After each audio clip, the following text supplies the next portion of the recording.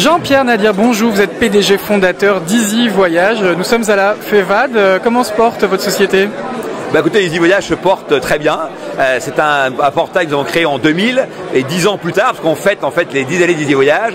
Bon anniversaire. Merci. En plus, j'ai un double événement parce que j'ai ma fille qui est née hier, donc voilà, vous voyez que c'est dans une période très faste. Félicitations. Merci.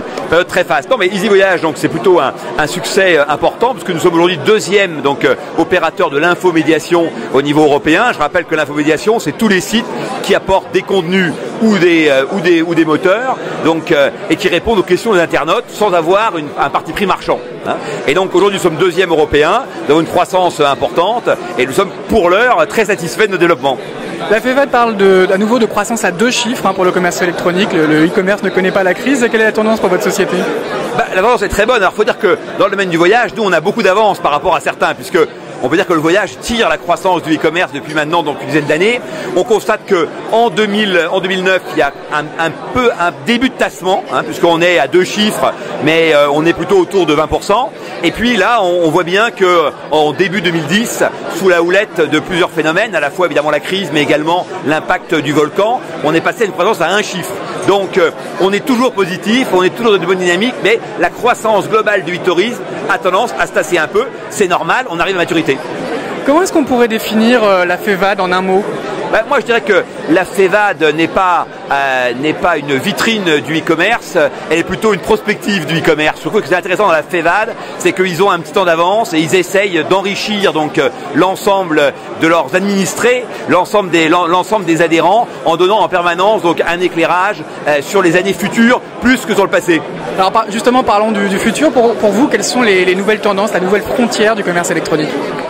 On en a beaucoup parlé ce matin, donc évidemment les réseaux sociaux. Je dirais que pour l'instant tout le monde en parle, mais peu ont encore réussi à monétiser l'importance du trafic généré par les réseaux sociaux. Donc on a devant nous là, j'allais dire 3 ans, c'est une bêtise, 3 mois, 6 mois pour comprendre comment ça marche et réussir à transformer ce formidable levier en autant effectivement d'acheteurs.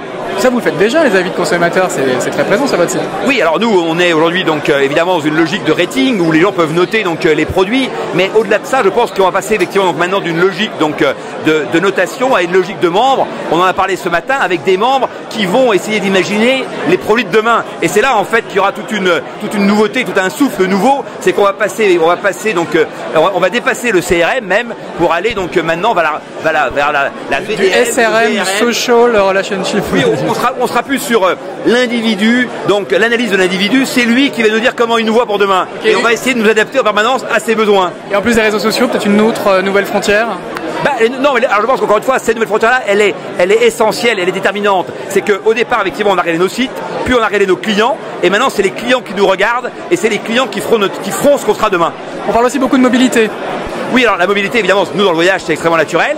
Encore, je crois beaucoup à la mobilité dès lors qu'elle correspond à des vraies fonctions. Par exemple, le succès des enchères de Nouvelles Frontières est évident, car on a besoin d'avoir les enchères au fur et à mesure. Je suis moins convaincu pour le package. Donc, il y a là des perspectives aussi intéressantes, notamment au niveau de la dématérialisation du ticket. Le e-ticketing avec le portable, ça va être formidable.